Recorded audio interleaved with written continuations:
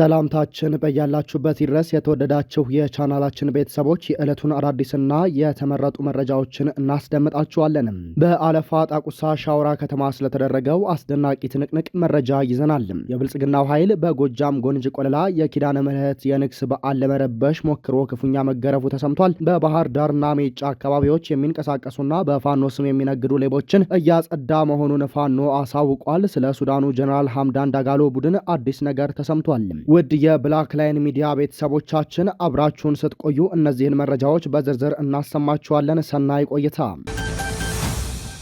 በአለፋ ወረዳ ሻሁራ ከተማ የመሸገው የአገዛዙ ጥምር ኃይል በመደምሰስ የወረዳ ከተማዋን በቁጥጥር ስር መዋሉንም በረፋድ መረጃችን አስደምጠናችሁ ነበር። ውጊያው አሁንም ድረስ ቀጥሏል። በአፋብን ሰሜን አማራ ቀጠና በላይ ዘለቀ እዝ መይሳው ካሳ ሁለተኛ ኮር በአርበኛ ማንዴላ እያዩና ሌሎችም የኮርና የኮር ከፍተኛ አመራሮችን ያካተተ አራቱንም ክፍለ ጦሮች በማቀናጀት ካራማራ ክፍለ ጦር፣ አድዋ ክፍለ ጦር፣ ኦሜድላ ክፍለ ጦርና ፊት አውራሪ ገበየው ክፍለ ጦር እንዲሁም አርበኛ ሚኒያስን ጨምሮ በተደረገ አውደ ውጊያ የአገዛዙን ጥምር ሰራዊት በመደምሰስ ከተማዋን መቆጣጠር ተችሏል። በጀግኖች መስዋዕትነት ከተማዋን ከመቆጣጠር ባሻገር ዲሽቃዎች፣ ብሬኖችን፣ ስናይፐሮችን፣ በርካታ የነፍስ ወከፍ መሳሪያዎችን፣ በርካታ ተተኳሾችን፣ ተሽከርካሪዎችንና አገዛዙ የሚጠቀምባቸውን ቁሳቁሶች በቀላሉ መቆጣጠሩን ፋኖ አሳውቋል። በዚህ እልህ አስጨራሽ አውደ ውጊያ ነበልባሎቹ የመይሳው ካሳ ሁለተኛ ኮር ጀግኖች ከ7 በላይ ትልልቅ የቁም ምሽጎችን በመሰባበር በርካታ ቁጥር ያለው የአገዛዙን ሰራዊት አፈር ከድሜ አብልተውታል።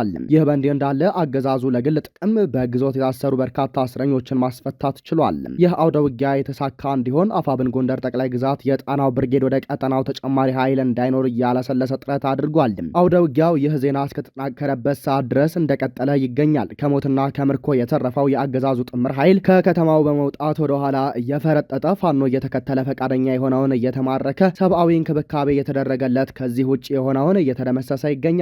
በዚህ አውደ ውጊያ አገዛዙ የሚተማመንበት የድሮን ቅኝት ከምንም ሊያድነው አልቻለም። ከ2 ጊዜ በላይ የድሮን ሙከራ ተደርጎ ምንም ሊፈይድ አልቻለም። በአፋብን ቴዎድሮስ እዝ 102ኛ ኮር 33ኛ ክፍለ ጦር በጎንጂ ቆለላ ጀብድ ሰርቷል። በጎጃም ጎንጂ ቆለላ ወረዳ ውስጥ የመሸገው የብልጽግና ሰራዊት በ33ኛ ክፍለ ጦር በታቀደና ድንገተኛ በሆነ ጥቃት ተመቷል። ሰራዊቱ በጎንጂ አንደኛ ደረጃ ጁኒየር ትምህርት ቤት የያዘውን ስትራቴጂካዊ ምሽግ ጥሎ ከመፈርጠጡም በላይ በከተማዋ የነበሩ የፖለቲካ ተሿሚዎች ለህልናቸው ሲሉ በየኩሽናው ተደብቀው እንደነበር ታውቋል። የጥፋት ቡድኑ የተንቀሳቀሰው በዜጋንሳ የተቀመጠችውን የአፋብን አንደኛ ሻለቃን ለማፈን ብሎም የዜጋንሳ ኪዳነ ምህረትን ዓመታዊ የንግስ በዓል ለማወክ በማቀድ ነበር። 33ኛ ክፍለ ጦር የቃኝና መሐንዲስ አባላትን እንዲሁም በወለቄ የተቀመጠውን የ33ኛ ክፍለ ጦር 4ኛ ሻለቃ አባላትን በማስተባበር ድል አግኝቷል። የብልጽግና የጥፋት ሰራዊት ዓላማውን ለማሳካት ወደ ዜጋንሳ ሲንቀሳቀስ የንቅናቄውን ስሌት የቀየሩ የአማራ ልጆች በወረዳዋ ዋና ከተማ አዲስ ዓለም ላይ ድንገተኛ ጥቃት ከፍተዋል። ጎንጂ አንደኛ ደረጃ ጁኒየር ትምህርት ቤት እንደ ጦር ካምፕ ተጠቅሞ የነበረው የብልጽግና ሰራዊት የጥቃቱን ኃይል መቋቋም ባለመቻሉ ምሽጉን ለቆ በህዝብ ርቅርቅ ሁኔታ ፈርጥጧል። በዜጋንሳ ኪዳነ ምህረት የንግስ በዓል ለማወክና አንደኛ ሻለቃን ለማፈን የሄደው ወራሪ ቡድንም የአዲስ ዓለም ከተማ ጥቃት ድንጋጤ ስለፈጠረበት የጀመረውን ተልዕኮ አቋርጦ ወደ አዲስ ዓለም ተመልሷል። በዚህ ድንገተኛ ኦፕሬሽን ቁጥራቸው በውል ያልታወቀ ሚሊሻዎች ተመተው ሙትና ቁስለኛ ሆነዋል። በከተማዋ የነበሩ የብልጽግና ተሿሚዎች ጥቃቱን ተከትሎ ህይወታቸውን ለማትረፍ ከፍተኛ ጭንቀትና ስቃይ ውስጥ እንደነበሩም ተረጋግጧል። ለጦርነት ማገዶነት ይውል የነበረው ትምህርት ቤትም ከአገዛዙ ነጻ ሆኗል። በህዝባዊ ኃይሉ ስትራቴጂካዊ ብልጫ ተመቶ የአዲስ ዓለም ትምህርት ቤትን ጥሎ እንዲፈረጥጥ ተደርጓል። ድሉ የአገዛዙ ሰራዊት በየትኛውም ቦታና ጊዜ ለጥቃት የተጋለጠ መሆኑንና የመከላከል አቅሙ እየተዳከመ መምጣቱን ቁልጭ አድርጎ ያሳየ ነው ተብሏል። በአማራ ፋኖ ብሔራዊ ንቅናቄ ቴዎድሮስ እዝ 102ኛ ኮር ህግ ማስከበር መጀመሩን ገለጸ። ኮሩ በሰጠው መግለጫ በቀጠናው ያሉ የጠላት ተልዕኮ ተቀብለው በማህበረሰቡ ላይ ዝርፊያ፣ እገታ፣ ግድያ፣ በሰራዊቱ ላይ እርስ በእርስ መጠራጠር እንዲፈጠር ሌት ከቀን ሲሰሩ የነበሩ ፋኖ መሳይ ብልጽግናዎችን የማጽዳት ስራ እየሰራ እንደሚገኝ ገልጿል። በዚህ ሂደትም ቴዎድሮስ እዝ 102ኛ ኮር 22ኛ ክፍለ ጦር ቀጠና ከዚህ በፊት የአማራ ፋኖ በጎጃም አንደኛ ክፍለ ጦር አዛዥ የነበረ ቻላቸው አስናቀ የተሰጠውን ኃላፊነት ለግል ጥቅሙ በማዋልም ከድርጅቱ የተሰጠውን ተተኳሽ በርካሽ ለግል ጥቅሙ በመሸጥ ለስልጠና የቀረቡ ሎጂስቲኮችን ለግል በመሸጥ የተሰጠውን ኃላፊነት ክዶ የሻለቃ አነሙት ያዛቸው ልጆችን በጠላት ተከበው እንዲመቱ በማድረጉና በልዩ ልዩ ወንጀሎች ተጠርጥሮ ከኃላፊነቱ የወረደ ሲሆን በዚሁ 22ኛ ክፍለ ጦር ቀጠና ባህር ዳር ዙሪያ ወረዳ ሌሎች ግብረ አበሮቹን በማሰባሰብ በህዝባችን ላይ የግፍ ሲፈጽሙ ቆይተዋል። በእነዚህ ጸረ ህዝብ ቡድኖች ላይ ኮሩ የህግ ማስከበር ዘመቻ መጀመሩንና እየዘረፉ መኖር የሚችሉበት አማራጭ የሌላቸው መሆኑን ሲረዱ ወደ አለቃቸው ብልጽግና እጅ ሰጥተዋል። ከነዚህም መካከል ቻላቸው አስናቀ፣ ቢኒያም ጋሻውና ጋሻ ታደለ ወይም ቀኔ በዋናነት የሚጠቀሱ ናቸው። እነ ቻላቸውና ግብረ አበሮቻቸው በህዝባችን ላይ ከቃል ኪዳን ቀለበት እስከ ጥሬ ብር መኪና ከማስቆም እስከ ሰው ጎታ በመዝረፍና ከመግደል ህዝባችንን ከመብት ጥሰት እስከ ወግ ባህልና እሴት መናድ የደረሱ ወንጀሎችን የፈጸሙ የብልጽግና ወኪሎች የነበሩ ናቸው ብለዋል። ህዝቡ ይህን ድርጊት ሲፈጽሙ የነበሩ የጠላት ተወካይነታቸውን አውቆ እንዳይደናገርም መልእክት አስተላልፏል። የፌዴሬሽን ምክር ቤት አማራና ትግራይ ክልሎች በሚወዛገቡባቸው አካባቢዎች ክልላዊ ምርጫ እንደማይካሄድ ሲያስታውቅ የትግራይ ጊዜያዊ አስተዳደር ውሳኔውን ተቃውሟል። የኢትዮጵያ ብሔራዊ ምርጫ ቦርድ ሰባተኛው ጠቅላላ ሀገራዊ ምርጫ ቦርድ የሚካሄድባቸውን የህዝብ ተወካዮች ምክር ቤት የምርጫ ጣቢያዎች ይፋ ሲያደርግ የአማራና የትግራይ ክልሎች የይገባኛል ጥያቄ በማንሳት እየተወዛገቡባቸው የሚገኙትን ሁመራ፣ አዲረምጽ፣ ኮረም አፍላ፣ ጠለምትና ራያ አላማጣ አካባቢዎች ምርጫ ጣቢያዎች ከትግራይ ክልላዊ መንግስት ውጭ ሆነው ለብቻ ቸው ምርጫ እንዲያደርጉ የፌዴሬሽን ምክር ቤት መወሰኑን ብሔራዊ ምርጫ ቦርድ አስታውቋል። የክልል ተወካዮች ምርጫ በአካባቢው ላይ የተነሳው የይገባኛል ውዝግብ በህገ መንግስቱ ውሳኔ ሲፈታ አመቺ ጊዜ ተመርጦ ወደፊት እንዲካሄድ መወሰኑን ቦርዱ አሳውቋል። የትግራይ ጊዜያዊ አስተዳደር የፌዴሬሽን ምክር ቤት ውሳኔን በጽኑ ተቃውሟል።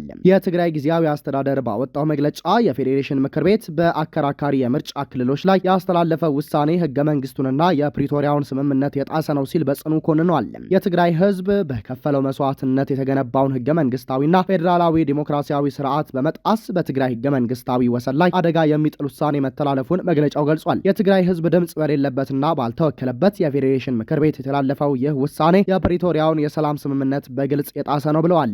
ይህ አደገኛ የተባለው ውሳኔ የሚያስከትለው ዘርፈ ብዙ መዘዝ ግምት ውስጥ ገብቶ በአስቸኳይ እንዲታረምና ዳግመኛ ግምት እንዲሰጠው ጊዜያዊ አስተዳደሩ በጽኑ ጠይቋል። የአብይ አህመድ አገዛዝ የአፍሪካ ቀንድ የሰላም ስጋት መሆኑን ተከትሎ በርካታ ሀገራት ከዚህ ድርጊቱ እንዲቆጠብ እየጎተጎቱ ነው። በተለይም ከኤርትራ ጋር የገባው ኢፍትሐዊ እሰጥ አገባ በርካታ የዓለም ሀገራትን አስቆጥቷል። የበርካታ ሀገራት ዲፕሎማቶችና ባለስልጣናትም ወደ ኢትዮጵያና ኤርትራ በመሄድ ውይይት እያደረጉ ነው። ከሳምንት በፊት ኤርትራ የነበሩት የሳውዲ ምክትል ውጭ ጉዳይ ሚኒስትር ዋሊድ አልኬጅሪ ዛሬ ከኢትዮጵያ ውጭ ጉዳይ ሚኒስትር ጌዲዮን ጢሞቴዎስ ጋር በአዲስ አበባ ተገናኝተዋል።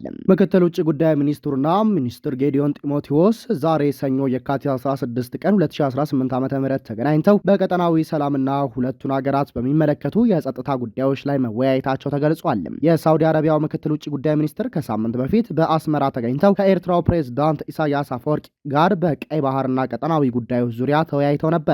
የሳውዲው ውጭ ጉዳይ ምክትል ውጭ ጉዳይ ሚኒስትር ከኤርትራው ፕሬዝዳንት ጋር በተገናኙበት ወቅት በቀይ ባህር ዳርቻ አገራቱ በሰላምና በደህንነት ጉዳዮች ላይ በሚኖራቸው አስተዋጽኦ ላይ ተነጋግረዋል። ከሁለት ሳምንት በፊት የሳውዲ አረቢያው የውጭ ጉዳይ ሚኒስትር ልዑል ፋይሰል ቢን ፋራህ ወደ አዲስ አበባ መጥተው ከአብይ አህመድ ጋር በሁለትዮሽ እንዲሁም ቀጠናዊ ጉዳዮች ላይ ተወያይተው እንደነበር ይታወሳል። ከሳምንታት በፊት የኢትዮጵያው የውጭ ጉዳይ ሚኒስትር ወደ ሳውዲ አረቢያ በመጓዝ የአገሪቱ ባለስልጣናት ጋር መገናኘታቸው ይታወሳል። ከሳምንት በፊት አስመራ የነበሩት የሳውዲ ምክትል የውጭ ጉዳይ ሚኒስትር ወደ አዲስ አበባ የመጡት በኤርትራ እና በኢትዮጵያ መካከል ግጭት ይቀሰቀሳል የሚል ስጋት ባየለበት ጊዜ ነው። የሱዳን ፈጥኖ ደራሽ ኃይል በዳርፉር ሌላ ከተማ መቆጣጠሩን ገለጸ።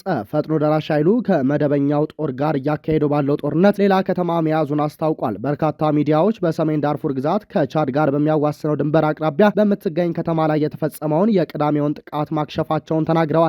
በፈጥኖ ደራሽ ኃይሉና በሱዳን ጦር መካከል ያለው ጦርነት ከተጀመረ ወደ 3 ዓመታት ገደማ የሆነው ሲሆን በአሁኑ ወቅት ወደ አንዱ የዓለማችን አስከፊ ሰብአዊ ቀውስ አምርቷል። የተባበሩት መንግስታት ድርጅት 11 ሚሊዮን የሚጠጉ ሰዎች ከቤት ንብረታቸው እንደተፈናቀሉና በ10 ሺዎች የሚቆጠሩ ሰዎች እንደተገደሉ ግምቱን አስቀምጧል። የፈጥኖ ደራሽ ኃይሉ የሰሜን ዳርፉር ዋና ከተማ አልፋሽርን በጥቅምት ወር ከተቆጣጠረ በኋላ በቻድ ድንበር አቅራቢያ በርካታ ወታደራዊ እንቅስቃሴዎችን ሲያደርግ ቆይቷል። ከሱዳን 18 ግዛቶች መካከል ፈጥኖ ደራሽ ኃይሉ በሰሜን ዳርፉር በሰራዊቱ ቁጥጥር ስር ካሉ አንዳንድ አካባቢዎች በስተቀር 5ቱን የምዕራብ ዳርፉር ግዛቶች ይቆጣጠራል። መደበኛው ጦር ደግሞ ዋና ከተማዋን ካርቱምን ጨምሮ አብዛኞቹን ቀሪ ግዛቶች በቁጥጥሩ ስር አድርጓል። ባለፈው ሐሙስ ቴዎድሮስ የተባበሩት መንግስታት የሱዳን ገለልተኛ እውነታ መርማሪ ልዑክ እንደገለጸው የቡድኑ የከተማዋ ቁጥጥር የዘር ማጥፋት ወንጀል ምልክቶች የታዩበት ነው ብሏል። የፈጥኖ ደራሽ ኃይሉ ይህን መግለጫ የሰጠው የቡድኑ መሪ መሐመድ ሐምዳን ዳጋሎ በሱዳን ያለውን ግጭት ለማቆም ከኡጋንዳው ፕሬዝዳንት ዩዋሪ ሙሴቬኒ ጋር አርብ ዕለት በኢንቴቤ ከተማ ከተወያየ በኋላ ነው ሲል አፍሪካ ኒውስ ዘግቧል። ውድ የብላክ ላይን ሚዲያ ቤተሰቦቻችን ለሰዓቱ የነበረን መረጃ ይህንን ይመስላል። ጤና ይስጥልን።